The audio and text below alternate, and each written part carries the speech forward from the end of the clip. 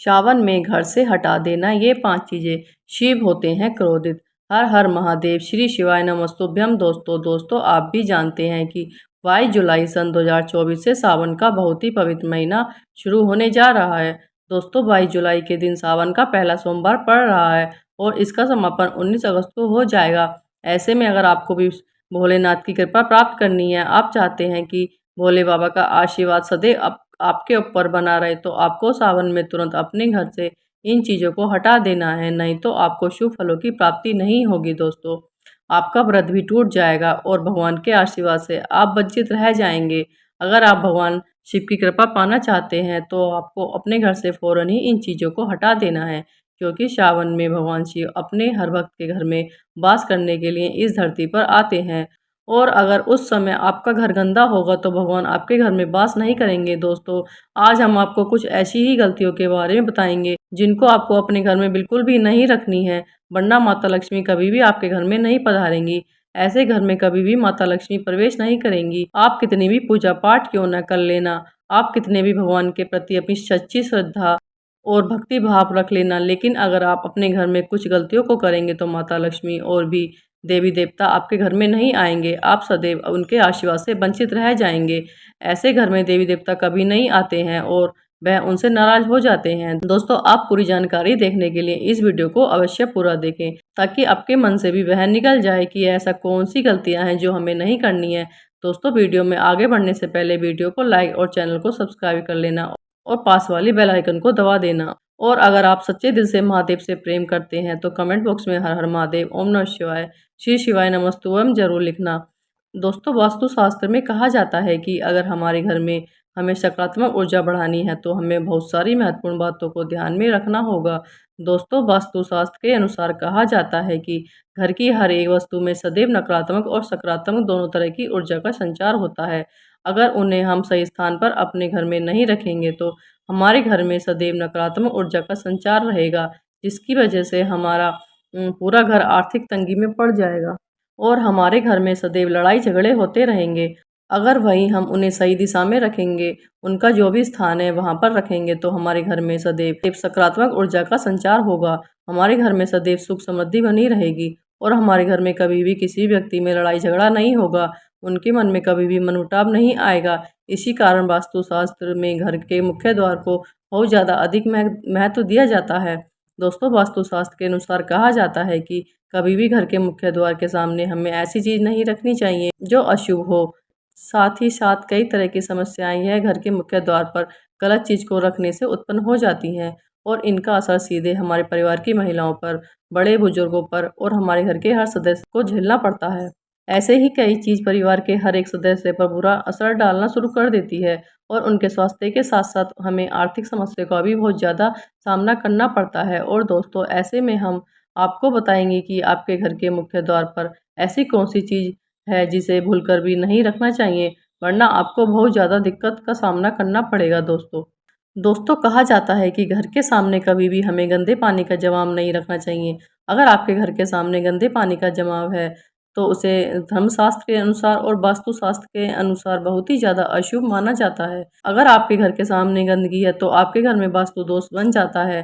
साथ ही साथ इस गंदे पानी की वजह से और घर के द्वार के सामने गंदे पड़े कचरे से हमारे घर में हजारों गुना बैक्टीरिया पनपने लग जाते हैं, जो हमारे सदस्य के हर एक व्यक्ति को बीमार कर देते हैं। इसलिए आपको अपने घर के सामने कभी भी गंदे पानी का जमाव होने ना दें और ना ही अपने घर के सामने कभी कबाड़ इकट्ठा होने दें।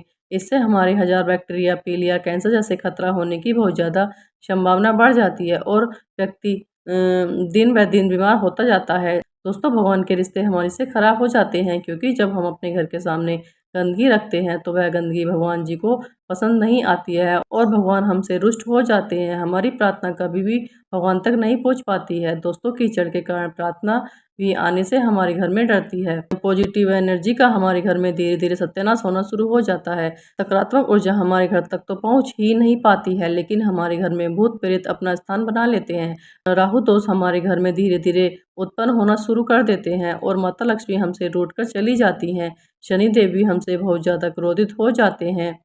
इसलिए हमें अपने घर के सामने कभी भी गंदा पानी जमा नहीं होने देना है और ना ही अपने घर के सामने कभी कबाड़ खाना रखना है अगर आपके घर के सामने ऐसा है तो आप उसे वहाँ से तुरंत हटा देना चाहिए, फिर उन्हें गड्ढे में बंद कर देना चाहिए। दोस्तों, वास्तुशास्त्र में इसे बहुत ज़्यादा गलत बताया गया है। कहा जाता है कि इससे व्यक्ति को धीरे धीरे धन नष्ट होना शुरू हो जाता है, रिश्तेदार और मेहमान उसे रास्ते को भूल जाते हैं और उस घर में गरीबी अपने पैर पसारने लग जाती है और उस घर में कोई नहीं आता है। ऐसे घर में जब साधारण मनुष्य गिरना करना शुरू कर देते हैं तो आप ईश्वर से क्या उम्मीद रखेंगे? क्या ईश्वर उस घर में आ पाएंगे? नहीं ना। इसलिए जितनी साफ सफाई रखोगे ना आपके घर में सामने और अपने घर की, उतनी ही देवी देवताओं की शक्ति अपने घर में वास करेंगी। सकारात्मकता का धीरे धीरे अपने आप ही उस घर में सत्यानाश हो जाएगा। इसलिए आपको जितना हो सके अपने घर की साफ सफाई और अपने घर के द्वार के सामने भी साफ सफाई रखनी चाहिए। इसीलिए जितनी साफ सफाई रखोगे ना अपने घर में सामने और अपने घर के, उतने ही देवी देवताओं की शक्तियाँ आपके घर में वास करेंगे और माता लक्ष्मी आपके घर में दौड़ी चली आएंगी और आपके घर में कभी भी सुख समृद्धि एवं धन की कमी नहीं होगी और सदैव भगवान का आप पर आशीर्वाद बना रहेगा। दोस्तों, नंबर 2 है कि बहुत सारे व्यक्ति क्या करते हैं कि वह अपने घर की सजावट के लिए, अपने घर की सुंदरता को बढ़ाने के लिए अपने घर में कांटेदार पौधे और बहुत सारे ऐसे नकली पौधे, पेड़ पौधे लगा लेते हैं जो देखने में बहुत ज़्यादा सुंदर लगते हैं, हमारे घर की शोभा को बहुत ज़्यादा बढ़ाते हैं। लेकिन उन्हें यह नहीं पता होता है कि अपने घर में कांटेदार पौधे लगाने से यह कितना अशुभ होता है। हम अपने घर में शौक शौक के लिए और खुशबू के लिए कांटेदार पौधों को लगा लेते हैं, लेकिन यह बिल्कुल भी सही नहीं माना जाता है।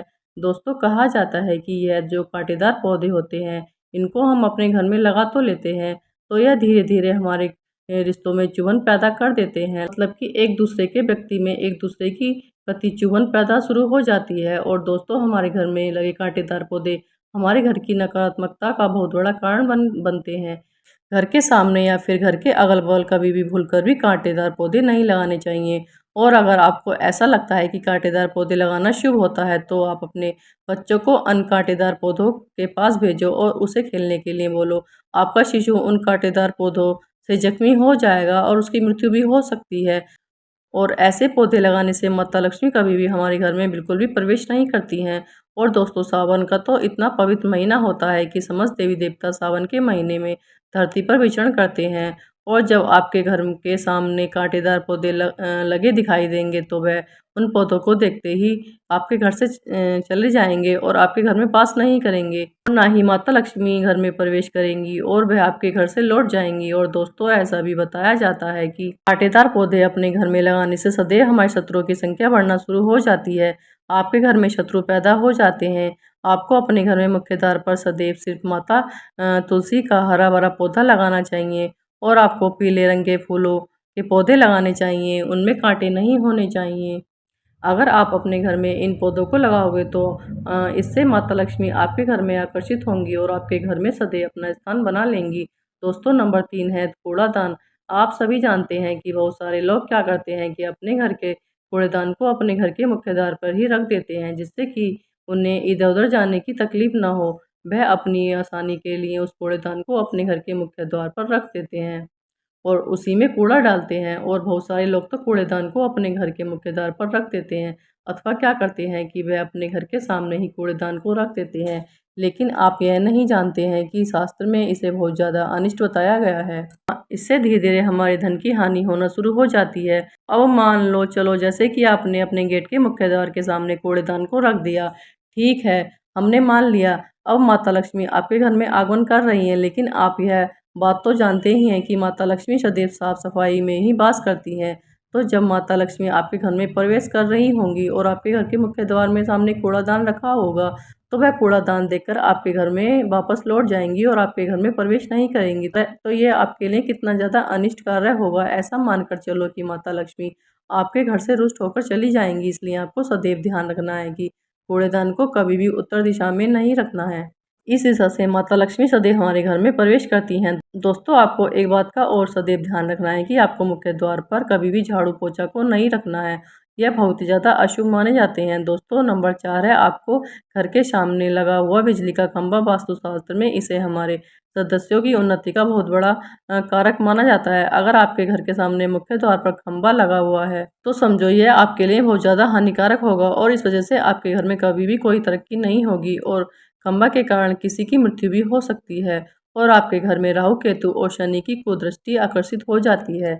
इसलिए आपको अपने घर के मुख्य द्वार के सामने कभी भी खंबा नहीं लगाना चाहिए। यह हमें कंगाली की ओर ले जाता है। दोस्तों, आपको कभी भी सावन के महीने में अपने घर के टूटे हुए बर्तन, टूटे हुए फर्नीचर के सामान को नहीं रखना है। अगर आपके घर में टूटे हुए फर्नीचर और टूटे हुए बर्तन रखे हुए हैं तो आपको उन्हें तुरंत बदल कर दूसरी ले आने हैं, या फिर उन्हें बेच दो। लेकिन अगर आपके घर में टूटे हुए बर्तन हैं तो आपको उनका इस्तेमाल करते हैं तो इससे आपके घर में धीरे धीरे धन का नाश होना शुरू हो जाता है और आपके घर में दोष भी उत्पन्न हो जाते हैं। इसलिए अगर आप चाहते हैं कि आपके घर में सदैव सुख समृद्धि बनी रहे और सुख शांति बनी रहे तो आपको कभी भी अपने घर में टूटे फूटे फर्नीचर के सामान को या टूटे फूटे बर्तन को कभी नहीं रखना चाहिए। यह बहुत ज़्यादा अशुभ माना जाता है। दोस्तों, आपको सावन के पवित्र महीने में अपने घर के मुख्य द्वार के सामने कभी भी आपको माता लक्ष्मी की तस्वीर भूलकर भी नहीं लगानी चाहिए। आपने देखा होगा कि बहुत सारे लोग क्या करते हैं कि अपने घर के मुख्य द्वार को सुंदर बनाने के लिए माता लक्ष्मी की तस्वीर या मूर्ति को अपने घर के मुख्य द्वार के सामने लगा देते हैं। लेकिन आप यह नहीं जानते होंगे कि माता लक्ष्मी का स्थान सदैव हमारे घर के अंदर होता है, ना कि हमारे घर के बाहर। अगर आप माता लक्ष्मी की तस्वीर घर के बाहर मुख्य द्वार पर लगा देंगे तो माता लक्ष्मी आपके घर में प्रवेश नहीं करेंगी, क्योंकि आपने माता लक्ष्मी को अपने घर में बाहर तो पहले ही से लगा रखा है। फिर आप किस प्रकार की उम्मीद कर सकते हो कि माता लक्ष्मी आपके घर में प्रवेश करेंगी। आप अपने घर में माता लक्ष्मी की मूर्ति स्थापित करें या तस्वीर लगाएं तो अपने घर के अंदर लगाएं, या फिर अलमारी के अंदर आपको माता लक्ष्मी से जुड़ी चीज़ों को रखना चाहिए। लेकिन कभी भी आपको माता लक्ष्मी की चीज़ या माता लक्ष्मी से जुड़ी चीज़ों को, तस्वीर को कभी भी अपने घर के बाहर नहीं लगाना चाहिए। शास्त्रों के अनुसार कहा जाता है कि माता लक्ष्मी के भक्त ने माता की मूर्ति जब घर में बाहर लगा दी थी, तब माता लक्ष्मी घर में अंदर प्रवेश नहीं कर पा रही थी। तब से बाहर से यह सोचकर लौट गईं कि इसने तो मुझे पहले ही बाहर कर दिया है, तो मैं अब इसके घर के अंदर जाकर क्या करूँगी?